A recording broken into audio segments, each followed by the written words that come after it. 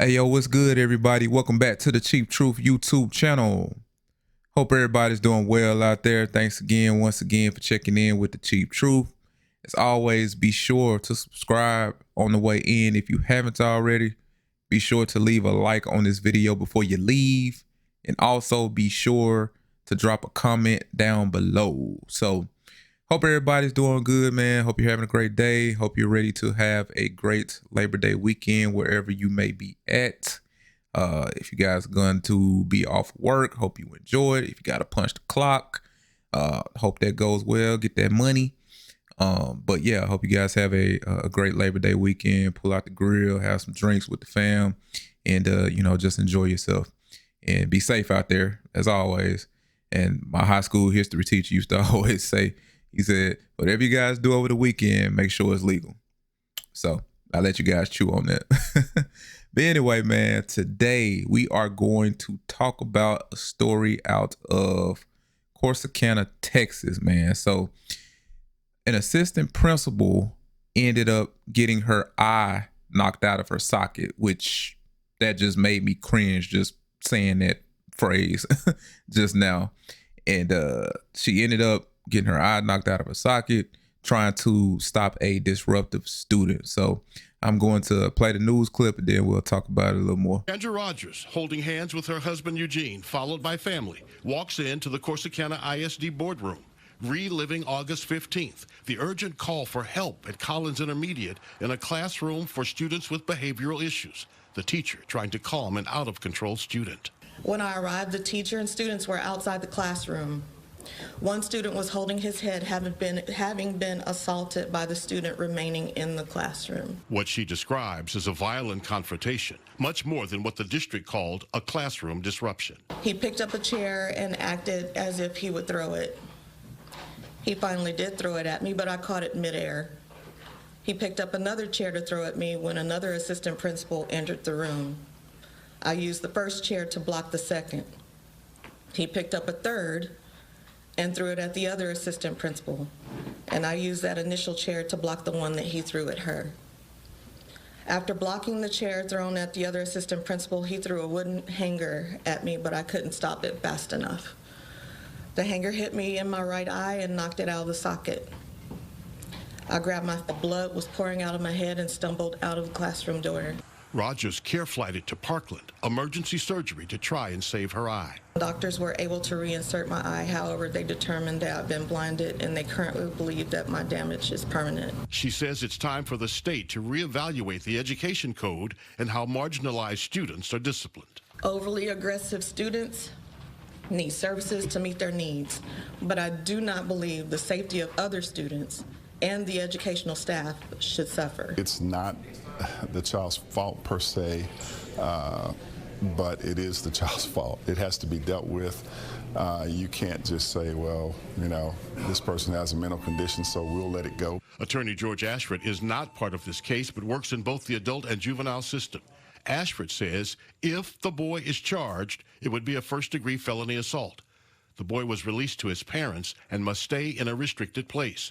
But there will have to be a determination made about his conduct that will include psychiatric evaluations. As severe as his actions were, as they've been described to me, and knowing in fact that he does already have a mental health condition, Sean, I can probably almost say for sure, and his age, him being so young, that's probably going to be inevitable. The longtime educator says the governor and the legislature are complicit in what happened to her because they failed to fund public schools adequately to meet needs and mandates. The amount of state money per student unchanged since 2019. I believe in public school education, but what happened to me should never happen to another educator.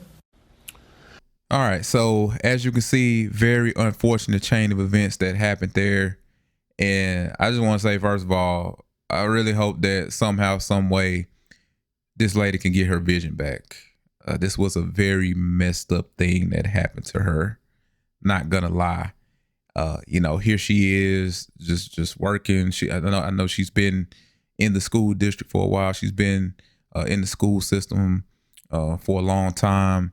And I'm pretty sure that that wasn't her first rodeo with, this type of disruption or having to drop everything and go to the scene of a fight and try to break it up or, try to calm the situation down. So, that's probably why she felt very comfortable going into that room, despite there being an irate student in there, who just caused harm to another student. So, she jumped into action, sprang into action, probably just a normal day to her. And little did she know that this was going to happen. This student ended up throwing a hanger at her and knocking her eye out of her socket, which just, I still can't fathom that visual and how scary that scene must have been. But this whole situation just really highlights the BS that teachers and administrators have to go through in these school systems, man. They honestly don't get paid enough to deal with the stuff that they have to deal with. Trust me, I have family members who are teachers, ex-teachers, counselors. I hear the stories and they don't get paid enough to deal with what they have to deal with. Now, you could say, all right, well, what's that saying? The job was dangerous when you took it. So I understand that they know what they're getting themselves into, dealing with these crazy ass kids and, their crazy ass parents, but that still doesn't make it right. That doesn't make it right. It doesn't mean that it's fair. And that doesn't mean that you shouldn't do something about it. So, but yeah, man, it's crazy. And, they got to deal with these out of control students and they bringing the Lord knows what into the classrooms, and they got shiesty masks on and they got Glocks with switches on them and just being all sorts of disrespectful, and they don't have any sort of manners. And that comes from the parents, man. Then they got to deal with the students, but then they got to deal with the parents. And then you say something to the students, and then the parents want to come up there, and then they want to clown, and then they want to come up there and pull guns, or they ready to come up there and fight the teacher, fight the principal. They ready to just act ass, and it's like, oh, okay, well, I see why your child doesn't act right, because you don't act right. And you're the adult in this situation. You're the grown ass adult acting like this.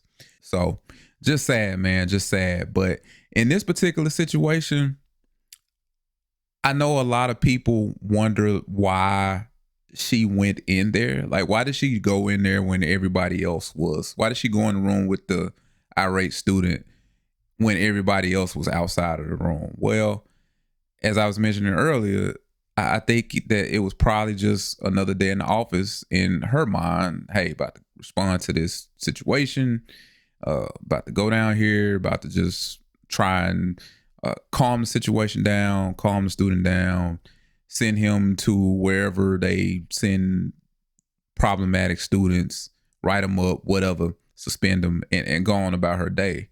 But I don't think that you could really blame her for just jumping into that mode that I'm pretty sure she's been jumping into for years on years on years.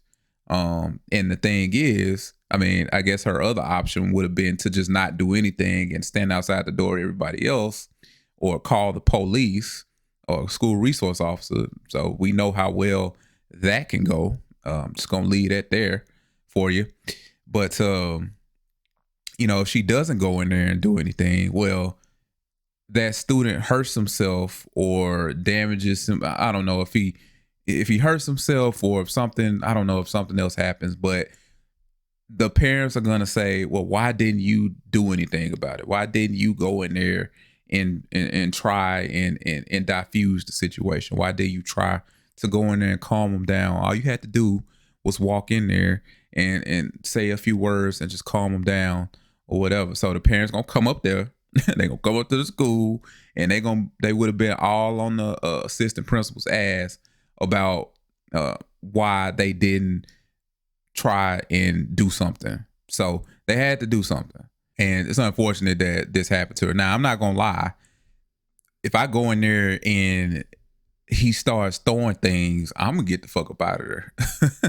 You know, just being honest. Like either look, I'm about to get the fuck up out of there, or he about to get pepper sprayed and or something. Like whatever come behind that, come behind that. The parents can come up there, act ass all they want to. As far as I'm concerned, the time that he threw something at me, I have every right to defend myself. I don't care what's wrong with him. I don't give a damn.